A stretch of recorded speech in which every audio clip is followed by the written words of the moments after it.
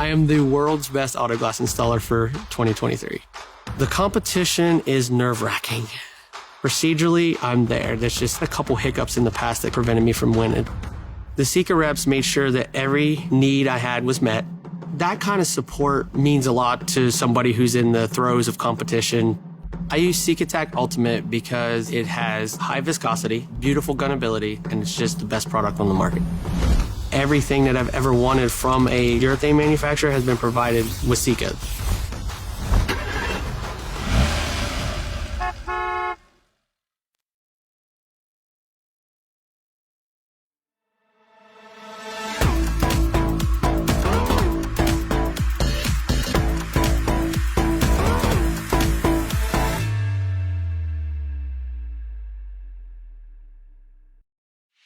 Introducing AirPro Diagnostics' revolutionary calibration technology, Augie. AirPro Diagnostics' latest innovation is a game changer in forward-facing camera ADAS calibrations. Augie is a wireless compact device that allows you to calibrate vehicles anywhere. AirPro has created a theater-like environment to digitize and miniaturize static ADAS targets and present them to the forward-facing camera exactly as required by vehicle manufacturers. Find out how required calibrations can be simplified. Order your Augie today.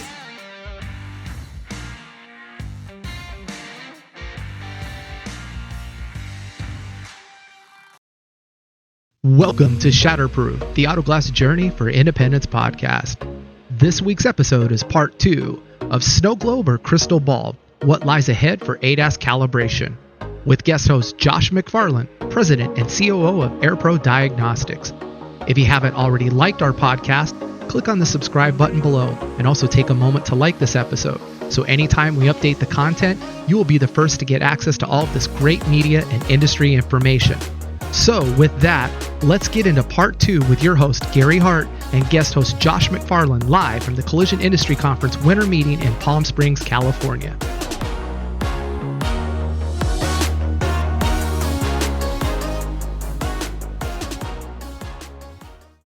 We talk about OEM procedures, and I love this part.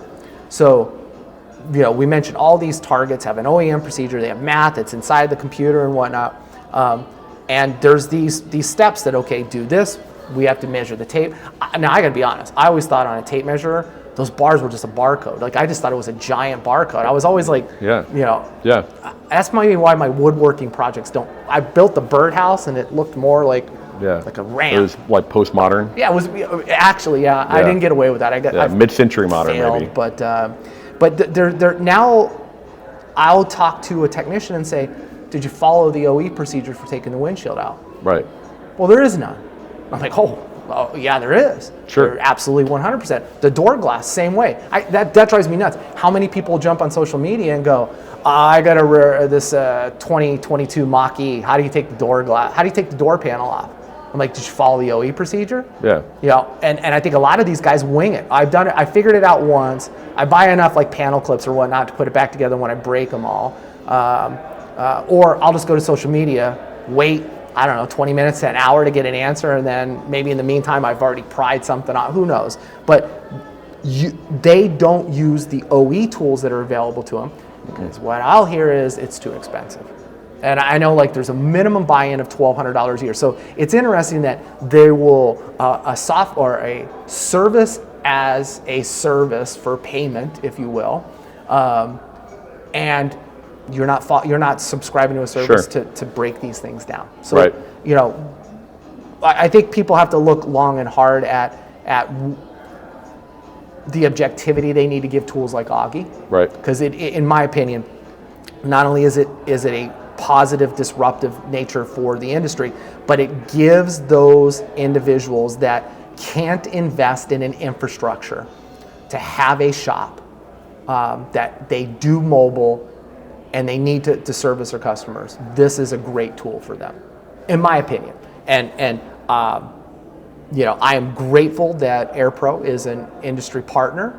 But when I look at all the tools, and I've sat down with all of them, I've seen them, I've gone through distributors, and I'm like, great, I'm in your shop, show me how you do this. and I'll sit back, I'll turn the timer on, I watch them set up, I watch them get the stuff, I watch them do everything, time. And then I've done a lot of those hands-on myself, and I'm like, oh, I can normally figure things out very quickly. Some I'm like, oh, this is, it's not that it's hard, it's just like, this is, why am I doing this? It's not intuitive. Right, why am I doing it all the time? Like, why do I have to like flip this and then flip this one out and flip this one out, but then crank this up and then, oh, did I crank it? And then I'm measuring it, or I'm looking at the measure marks on it. And I know one guy had one tool that was so beat up on side, the measure marks were gone. Yeah. It's like almost like he threw it out on the freeway at freeway speed and let it just slide along the ground. Then the Augie came along, and I was skeptical at first, but also I know math. And I know I wanted to let people know, if you want a better perspective of what Augie does, it's like a short throw projector. So a lot of people have bought short throw projectors for movie night in the backyard because they can place the projector 2 feet in front of the screen and magically it's 16 feet. And it's the same kind of, again, it's all math. Somebody came up with a lens that said, if we make the lens do this, the light goes this way. If we make the lens just like this, you have to have it 20 feet back if you want that same target. All it is, to your point, is just math. It's just math. And you're not tricking it. I know there's some guys on social media that just love to go, it's fake, it's Hollywood, it's like Hollywood CGI. Right. They don't know all those things. And intuitively, when you're plugged in with your tool or device, and it runs the software program in the system to run the diagnostics, that onboard system will know, with most newer vehicles, what the levels of fluids are. It will know its yaw, its pitch, its relationship to its spatial orientation. So that's on board for a lot of those. Absolutely. And and that's just it's frustrating. But then we start looking in the future. And I know, like, a lot of right now, this is a great week to bring this up. How many people in any of these areas affected by the blizzards, or in Texas where it's 0 and are doing dynamic calibrations? They're not. All right. So there's a big, you're pushing that out, and Sure. and I'm sure shops for static calibrations that have a shop are bringing their cars in, they're performing it. So there is an advantage, guys. If you live in areas where it's cold for 3 or 4 months out of the year, get a shop and have a space, or partner up with a collision repair facility or a dealership and get that space. Because for those of you that make complaints that I can't calibrate in the winter, right, or I lose business in the winter, it's because you're not investing back in your business. And maybe you shouldn't be a mobile-only company. And we see this right now. SafeLight is slowly peeling back mobile services because so much of their work now recalibrates, and we see their commercials on television now. We'll even recalibrate your system back to its safety, and they're not you don't see that picture being done on a street. It's being done in their shop. Right. And they've made mega investments in some areas. They have a brand new facility in Dallas that's open. That's like a plane hangar. You could bring in 24 vehicles or something like that. So now the future comes is, in your opinion, do we see a virtual dynamic calibration in the future possibly? I mean, where does this all go? I mean, maybe first, will statics go away because these systems will just recalibrate themselves? I don't think so. Okay. And I say that because I think the notion of self-calibration is the only way that you get away from static and dynamic. And the challenge with self-calibration is that whatever the liability is, it's shifting back to the OE. Okay? So play that out for just a second. Right now, whether it's a dynamic, a static, or a hybrid, where you're doing both, like a Honda, okay? A dual, okay? Right now, the calibration and the need to perform it correctly is a responsibility of the repairer, whoever's doing the work. As soon as you go to a model where it's all self-taught, it's all self-learning, then you're shifting that liability back to the OE, and they're saying, we got the software so good and the hardware so good that it's just going to learn everything it needs to on its own. I don't see that happening. I don't see them taking that liability back. And I don't wager on much. I'll wager on that. Okay. I don't think it'll happen. Well, and I find that interesting, because I get a lot of what you said. I mean, at the end of the day, the OEM's going to always be on guard because their lawyers say, no, we need to be here. And we know too that they have deep pockets. They have a fund. They said every certain percentage of a car sale goes to this nice giant fat legal fund, just as most big corporations do. Sure. Let's throw a disruptor into it because Tesla, Elon Musk. Yeah. I don't, you know what, guys, a lot of government oversight is sometimes overreaching. I know in Arizona and in Nevada, we're pretty upset that the government now has, by 2026, we can't have messages on our freeway signs other than like amber alerts, silver alerts, and actual traffic collisions. We can't say like buckle up because we love you at safety. the end, or something like that. Yeah. Or I know as we were just leaving, one of our fire captains in the greater Phoenix area died of cancer recently, and that was his Memorial Day. So they were just, rest in peace and whatnot. Very good tribute. I argue that more people will pay attention to that board for stupid messages and go, oh, I didn't buckle up. Or I don't even know what the consensus. I pretty much think everybody gets in a car these days and buckles up, unless you have a Carolina drop. I don't know. And again, I think you have to buckle up because you feel like you're in space. You're like, oh, I'm going to launch. But Tesla, who bucks like constantly, is like, we don't need to let you know what this is, and we don't need to report this, and it is what it is. The driver, at the end of the day, driver. So when you take delivery of a new Tesla vehicle and you have purchased either autopilot or its beta full self-driving, if you want to activate those systems, you have to put it in calibration mode, and you have to drive it for a certain amount of time or distance. Sure. So that is now, so Tesla said, okay, Gary, you're now in control of pushing this button. So I push the button, but now the computer software is doing everything else to set me up so that once it's done, I now can hit the button, pull the stock or whatever the thing is to turn it on, and now it's going to see the signs, it's going to know all of that. So that's an interesting point, because here the vehicle manufacturer said, for forward-facing camera and all these systems to work, and it's actually in their instance, it's multiple cameras, not just the forward-facing one. That's right. Now they're just saying, hey, you hit this button, we now have activated your system, because we've seen enough of road signs and things and delivery conditions. Because what they're saying is, it came out of our Fremont or our Austin factory. Right. Maybe it came from China, and we now threw it on a semi. That semi bounced around, your car bounced out, and then we pulled it out, stuck it on a lot, and you came up with your app and you just picked it up. So between here and there, we don't know what happened. We know what's going on, but you know what?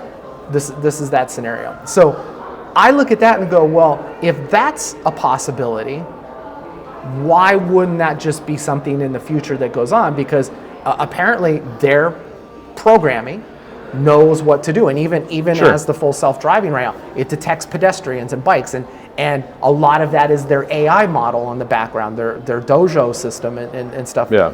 Will we see AI maybe now be programmed into that, where it's remote connecting to a bigger thing, where it has all these scenarios that says, okay, car, you're calibrated now based off of a computing model elsewhere, not necessarily built into the car, but elsewhere. Does that maybe change things, or? I think I follow everything you're saying about Tesla and Elon and his desire to remain a disruptor, and I respect that. I think his willingness to step out onto those skinny branches looks a lot different than the willingness of Honda, Toyota, Ford, FCA, Stellantis, right? So on and so forth. I don't think he's less concerned about what the army of lawyers and attorneys think about his plans than the rest are, right? They're just a little more conservative, and I'm not saying one's right and one's wrong, one's better, one's worse. They're different in their approach. And I think so. I don't see it. I don't see that model Oh, yeah, and two, like what I... And I'm not, and just to be clear, I'm not challenging that the software isn't capable. The model works, right? The notion of being able to put it into learn mode, right? And say, Gary, press this button when you're ready for it to start learning things. It's going to start learning things, and then it'll be operational when it's learned enough. I get all of that. I just think in the end of that scenario, you play all of that out here in the United States, where we are more litigious than anywhere else on the planet, right? Yeah. In that scenario, when you just talked about it, right? On your way over this morning, there was a spot where it's trying to put you on the wrong side of the road, right? Yeah. So you don't intervene in that model, and something goes wrong. I think odds are that Tesla will still end up it'll cost Tesla money if you decide to go after them for it, even if that money is not because of an award, but because it's a settlement. Right? They're going to pay money that they otherwise wouldn't have, maybe had to pay. But I think we've done that throughout time. I know we're kind of getting off subject, but I think out of time, like it was from anybody prior to the Wright brothers, or even hot air balloons, or the invention of the X-ray, or all these things that we've done. People had to die or get severely injured or maimed, and then they died. And we didn't have back then. You didn't have a long time to live anyway. Yeah. So, but and it was miserable, right? Right. Oh yeah. God. I mean, I sometimes just turn tap water on and leave it running, going, look at that. Isn't that great? Unlimited water. Yeah. And then I see some Nat Geo thing where, like, Bill Gates is over in the Serengeti going, we just need 10 more of these and people can have clean water. Yeah. And I'm like, they don't have water? I'm just kidding. But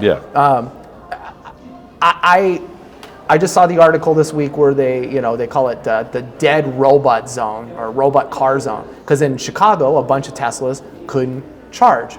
So their not so smart owners decided to have it at like 4% the night before and go, I don't need to have my car charged, it's going to be fine. And they left preconditioning and a lot of other things that magically actually don't turn on at below, I think it's 15% of the vehicle or whatever. But now all of a sudden, no shit, you can't take your car and go get it charged. And there's this thing about electricity and cold and battery storage, and it's the whole thing. Yeah. That's, people don't understand, like, why are lines for electrical stations so dipped and thing. There's a whole thing about conductivity and heat, and during the summer the sag reduces the amount of electricity. Because electricity's heavy. Back to the electrons. We just proved it out. There you go. That's why the lines are sagging, right? Yep. So an empty battery weighs less than a full battery. When the cell weight becomes heavier, when the lead and lithium ion if I took delivery in a snowy environment, I don't think I could hit the calibrate button and get it to calibrate. Right. So if the roads are I can't see the lines, signs have snow on it, stop signs, the lights, just the environment. I don't know if anybody out there has bought a Tesla and attempted to do this in a cold weather environment. Please comment below. But I see that maybe in a certain condition now, maybe with an in-ground Velodyne unit, and you bring your car and you could have the tires, and then there's a green screen and everything. Oh, there was that. Yeah, you asked that question a little while ago about the idea of dynamic. Can you do dynamic inside of I never even got close to answering it. Yeah. So let me. I think it's possible. I don't know how practical it is. I think the more likely solution is kind of tying all of this together. Is that the OEs are going to take a position where they give you there's a choice. You can do a static or you can do a dynamic. Because let's be clear, the vehicles that are dynamic calibrations now are static calibrations in the factory. They're all static at the factory. Okay?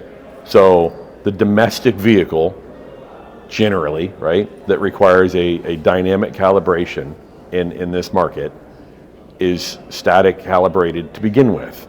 So in theory, it shouldn't take anything more than a change in the operations or commands of the diagnostic software to make that functionality available. Interesting. Going forward. Well, so I have looked high and low, made some contacts, and said, you have so many of your automated factory processes in video clips online, part of media kits and whatnot. is it possible to get from you, OEM, where you statically calibrate a vehicle in your production line? Okay. Media relations. Oh, we'll get back to you. And I'm like, okay. So then I glean enough where I'll get the video of windshield glass being installed, and then a couple of assembly points. Big robot arm with suction cups. Absolutely. And by the way, when the robotic arm puts the windshield in, I never see the robotic arm come back and pat the windshield. It drives me nuts when I see installers doing that. I don't know why you're patting the windshield. I don't know where you got that habit at, but it goes back to your earlier comment that placement of the windshield in the cowl, and all of a sudden you could have it perfect and right back in place, but you come along with your hand and go pop, pop, pop, pop, pop, pop, pop. And then by the time you move from one side of the vehicle to the other, you got active curing, and depending on what your adhesive manufacturer is, the curing time in 30 seconds moving one side of the vehicle to the other could be extreme, where now you pat, pat, pat, and now that camera bracket goes, it slumps just enough. It takes millimeters in space to do it. But again, I've never seen, again, robot arm goes, thoop, right, thoop, and it leaves. Yeah. And it's just the it's not natural double-checking gravity its work. weight and the adhesive tension period, the bonding capabilities. Anyway, right. So I look past that and I never see, like, all of a sudden, like, a target pop up. Right. And then it goes away. And then in final assembly, let's say the last 10 stations of final assembly, where they're going through, there is an ECU connection, there's a dump on informatics, there's a bunch of stuff that occurs. I never see a target placement or where that could happen. So is that, is it static in the sense that it's just simply programmed, and the efficacy of the robotic placement and everything means that they're taking into account they have that leeway?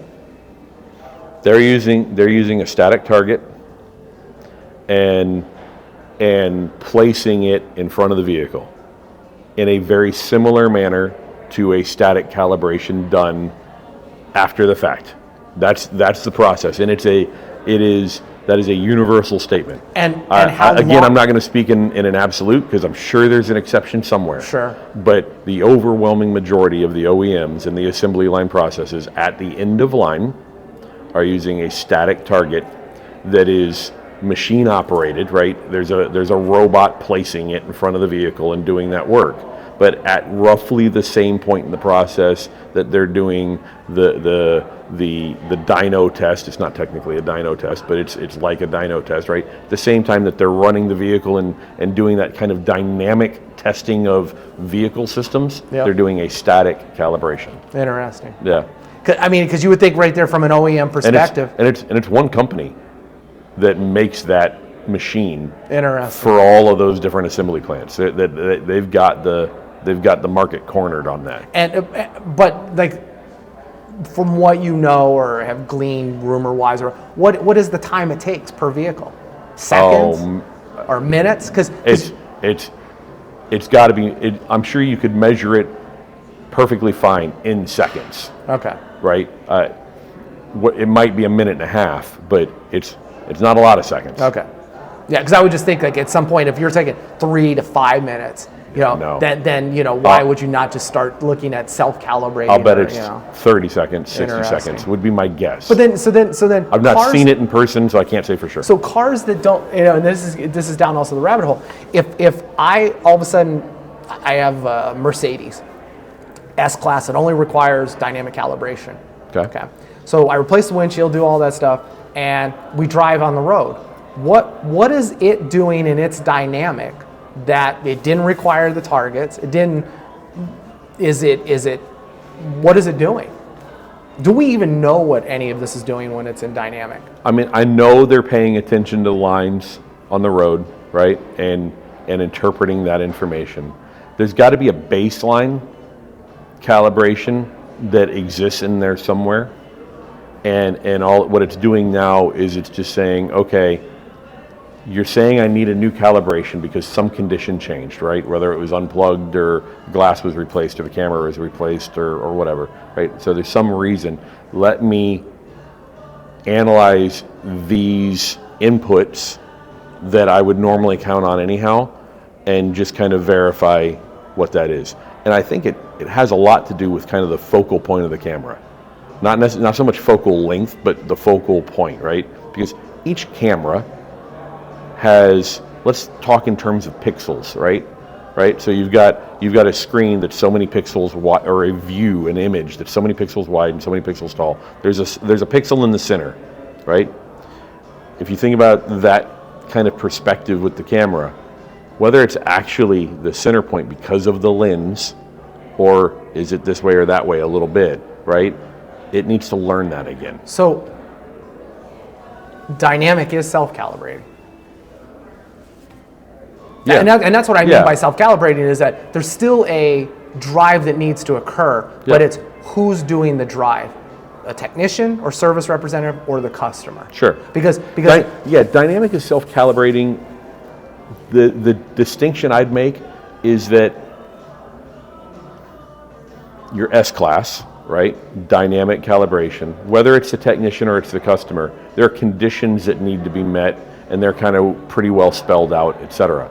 My guess is your Tesla, when you put that into learn mode, it doesn't give you a series of check boxes.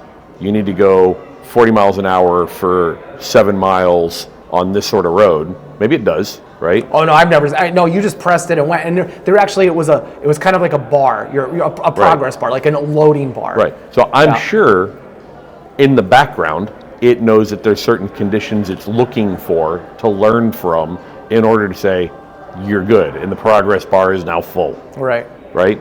I think the difference is that how much the vehicle operator has insight into what those requirements are. All right. And my understanding too is, and this is why it should always be a two-person operation for dynamic. So one technician pays attention to the road, and the other one pays attention to the progress and the check boxes and the whole thing. Is that the setup of the interrogation, to turn on to saying, hey, computer, run this diagnostic, is either a push of a button on your informatics screen or it's a tablet connected to it. And that's the thing. I believe that there will be more dynamic calibrations. Well, we've seen it. There are more dynamic calibrations, even for models that used to be static. They are now dynamic, and that's going to change the landscape as far as targeting goes. But it still requires that dynamic. Still an operation that needs to be performed. Absolutely. Right. And it's an operation that's really difficult to perform in a lot of the country right now. Yep, absolutely. Yeah. So that's why I'm looking. And in some places, it's always difficult to perform. Whoever wants to open up a giant green screen chroma key buildings where we can just project traffic around it and flash it, and just, I can't wait to see what that would cost, because people would go, oh yeah, insurance companies never paid me enough to do that. Yeah. Like, what, that $8 million facility you just bought to do that? Come on, guys. Yeah, it'll be fine. Payback is 2 years. Don't worry about it. Interesting. Do you see anything else with the future? I mean, what's going to change for recalibration, in your opinion, in the next 3 to 5 years? Tools get smaller. I mean, we've seen the Augie get smaller. I remember the first iteration of that. Yeah. I mean, from an AirPro perspective, sure, we're going to continue to refine the product and make improvements. We're going to make it where when it's in, let's say, travel, right? When it needs to be portable, it will be smaller, right? So we're going to make it more compact. But when it's actually in use, it'll still look and feel pretty similar. I think bigger point of view on that is, I think as you're looking at the marketplace and looking at the tooling that's out there, keep in mind that, to my knowledge, there is only one product that has actually gone out and been tested against the standards. And you can sit here and nitpick about whether the NHTSA NCAP, New Car Assessment Program standards, or the IIHS standards are as tough or as stringent as maybe they could be or need to be. But the point is, they're the only standards that exist today about ADAS performance, and we're the only product, to my knowledge, that's been tested against those standards.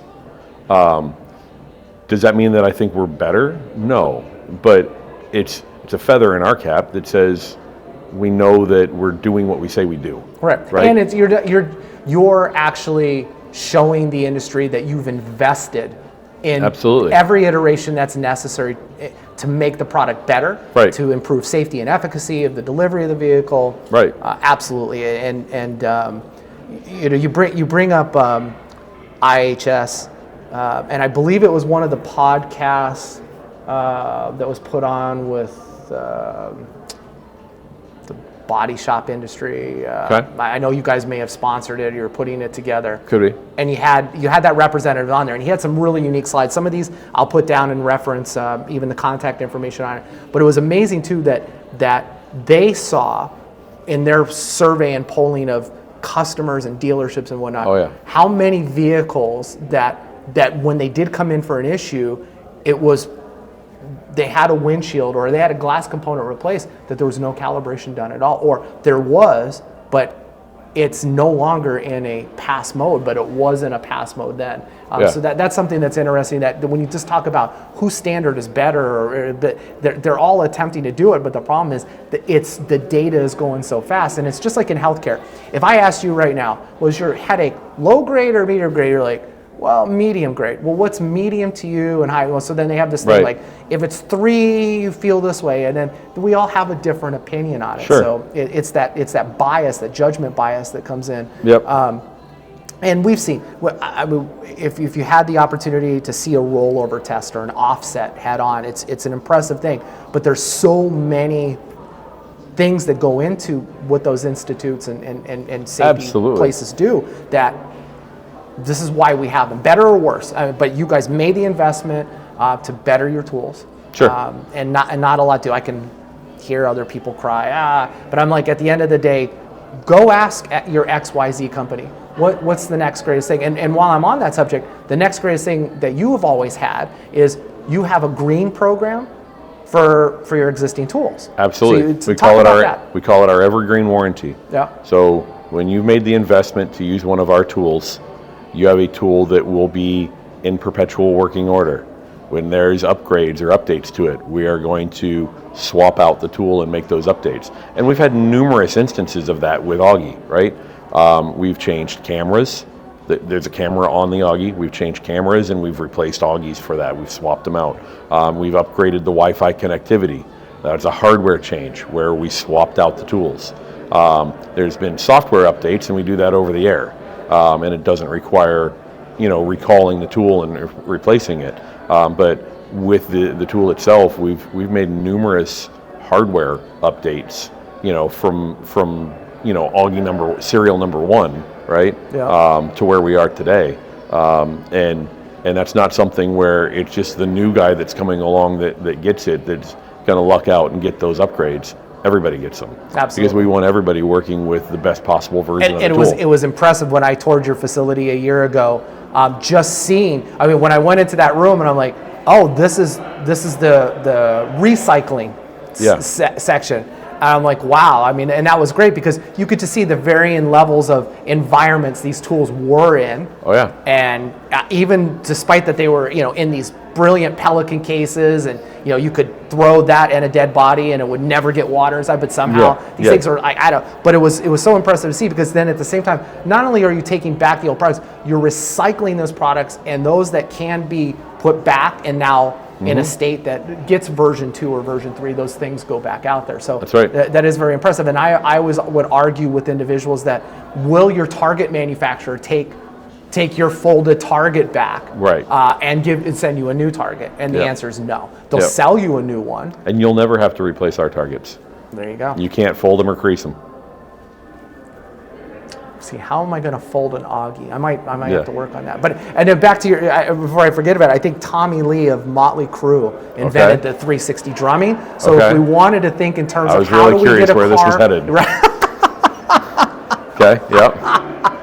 All right. So Tommy Lee, Motley Crue. Yeah, he was in the drum kit. That circles around. I think rotating there's another drummer, but maybe Blink 182 or somebody else. There's another drummer that it's a very impressive rig that allows the drummer to drum upside down. Okay. So I think if we take that same aspect, that I believe we could we'll get a rental crane, that back part of the office there in Jacksonville. Yeah. And just get a structural engineer to help us with the 4 points to have it. Tell you what, next time you come down We'll Work on see. that. We'll see if we can figure it Yeah, out. because that would be maybe we get like a Discovery Channel or something to like financially back it, so they have an episode to show extreme calibrations. Yeah, something like that. Yeah, because then that puts the onus on you as for Augie remaining on the windshield. That's right.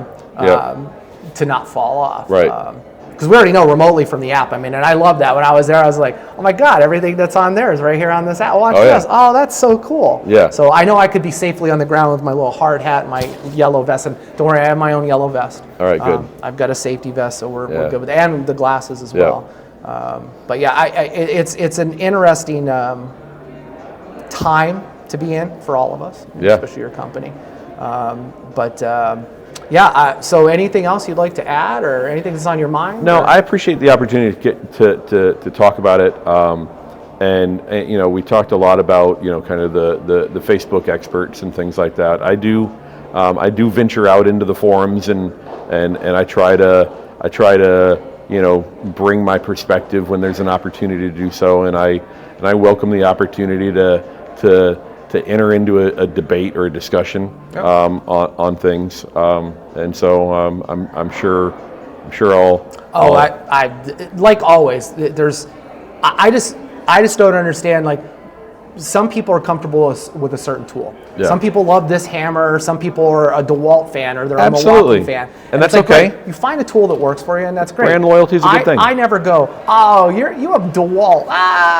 You know, and it's like, I don't get what the need is to bash other people. And truly, you know, in this whole, like, I don't see why you would be in the model of AirPro and not get all your money. You can do this on your own. And there are a lot of people that say, okay, I have a turnover maybe in talent, or I can't afford to have a technician go through this learning curve where I need to be able to have talent that just goes and does this and somebody else remotely does it. There's a lot of scenarios that are different for different companies. Sure. And I get the one person who, and we come back to math.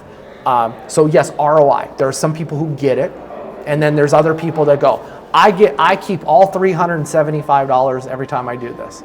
And I'm like, well, you don't. You're paying taxes. You got your renewal coming up. You got all these things. So at the end of the day, you're getting less than that. I don't know what that less is. Their margin is not 100%. Right. And then it's the same thing. You might be giving X to AirPro or somebody else. Right. But you still get Y. And then you got to say is, for my expediency, when I am out on a job, I can do this and this and this. I have all my targets always with me. Right. I'm not at the beginning of the day going, I can only load up my van with half of this and 3 pieces of glass because I have to do all of this all day.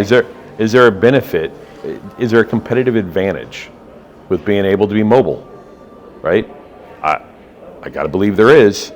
Right? There's a reason why, you know, that company with the red vans that we were talking about earlier marketed for so long about how they'll come to you, right? They're not marketing that same way now, but that's because they don't have a solution right now that allows them to be mobile, right? You know, and so I believe there's a competitive advantage associated with being able to be mobile, and I think seeking that out and finding the right tool that allows you to do that. In my mind, if you want to be doing forward-facing camera calibrations and doing them in a mobile environment, I don't see that there is another option. Right. Right. And mobile environments too. I know the products require internet connectivity.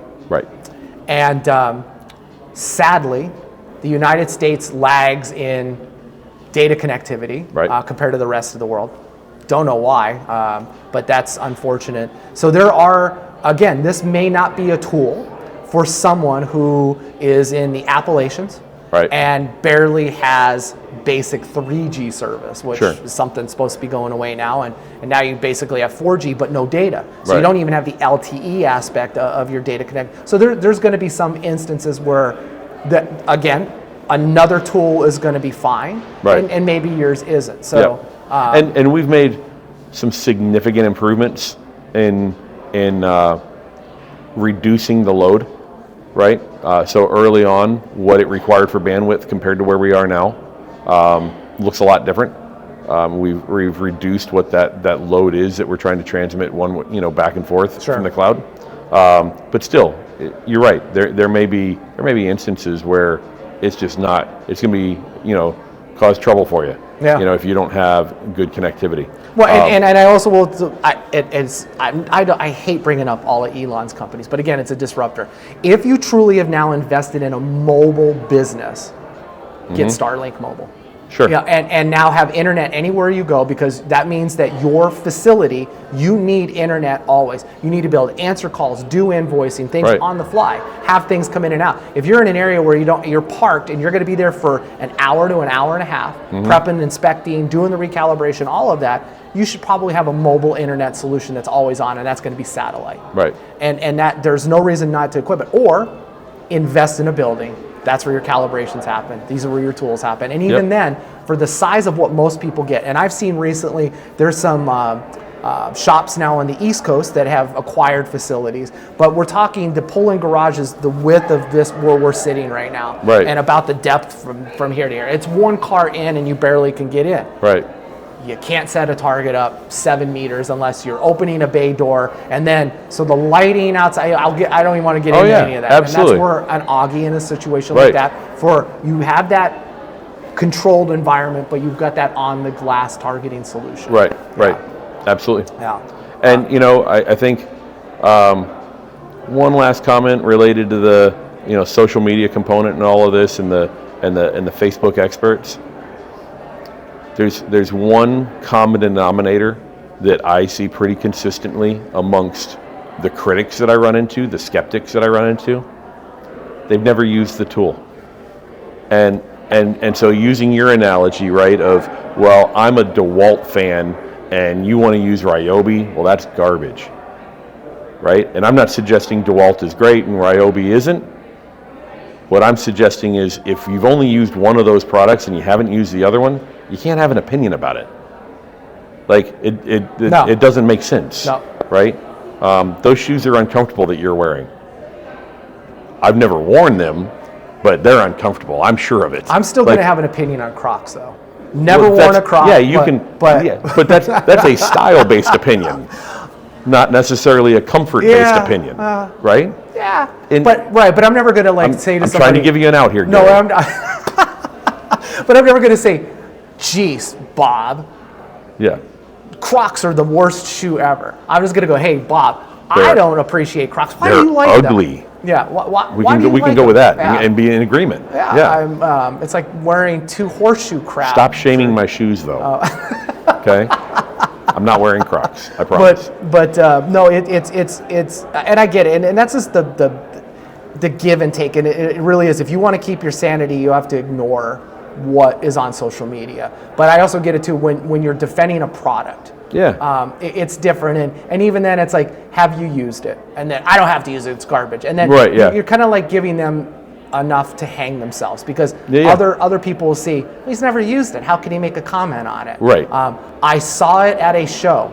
Well, you saw it at a show from the standpoint as you walked by the booth? Yeah. Or did you go into the booth and say, can I touch it? Can I feel it? Can you give me a demonstration? Yeah. Can I do it on my mobile phone? Like, I mean, for me, it was, you guys were like, come right in. You've got to touch it and feel it and do it. Here, absolutely. You're going to calibrate this Toyota yourself. Right. Okay, I will. And so I followed the instructions. I did everything.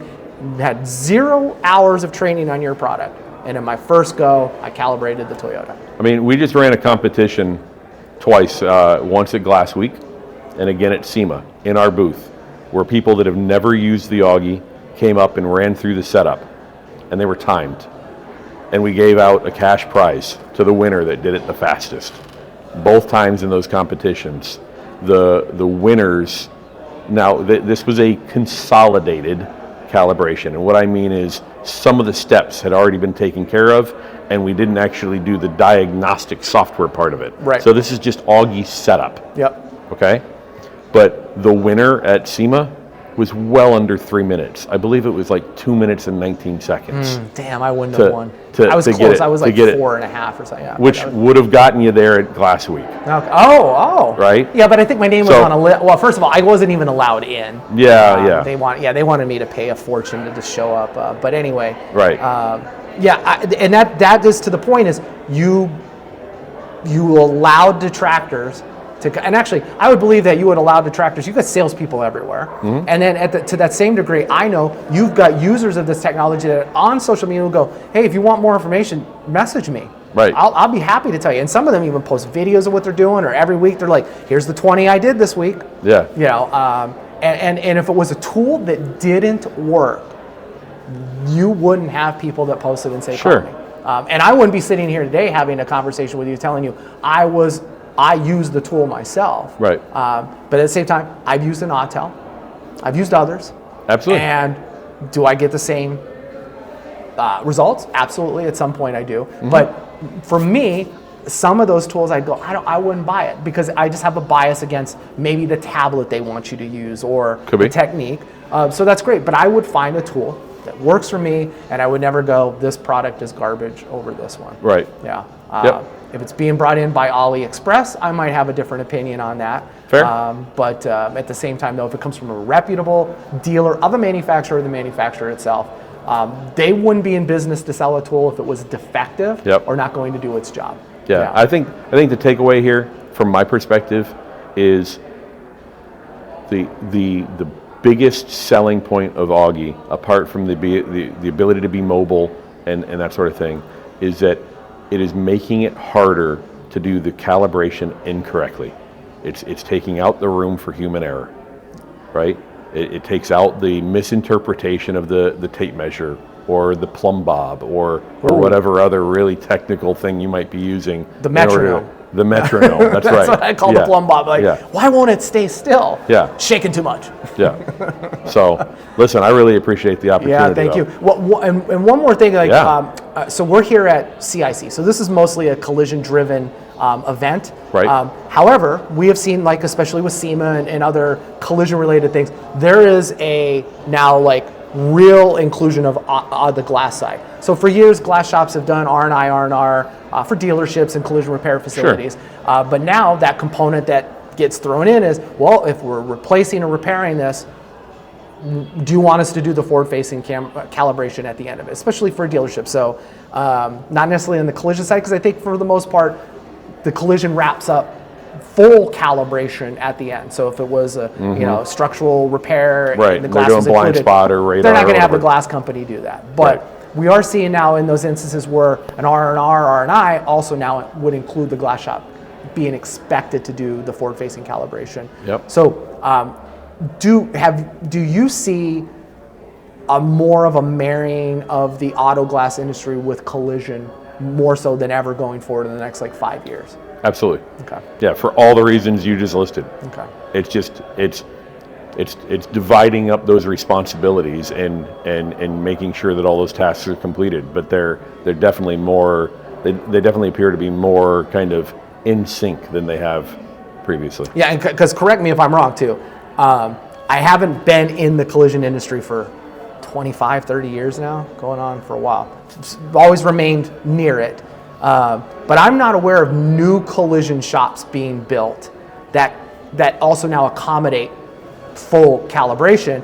And it seems that most MSOs are just acquiring other MSOs and their existing infrastructure. So when you now are saying, well, if you didn't have the space before for forward-facing calibration or something, I've seen a lot of places, and especially in markets like Phoenix, in Las Vegas, anywhere in SoCal here, the vehicles are all queued up outside, and just like when Tesla was finishing vehicles before they had the manufacturing down, they had tents set up outside to do it. Yeah. I see that now happening at collision shops a lot because there's just the queue is 150 cars deep in a 30-day production, and you're like, how do we get these cars out of here? Insurance companies don't want to pay, for the car to be there any longer. There's all this stuff, and now you're asking a glass guy to come out. Right. And your position is you're outside and over there's the car. I need you to do the removal there, and then we'll call you back, and then I'm going to have to put you back in, and then I'm going to need you to calibrate that. Right. And you're going to be the last step, because that might be the last step, or you're in between paint and body, or who knows. It seems that collision shops are even at an impasse with regards to there's a lot of new things coming up. You have frame machines that maybe have gotten smaller and some other things. Spray booths still take up room. I mean, the size of the car and room to walk around it. So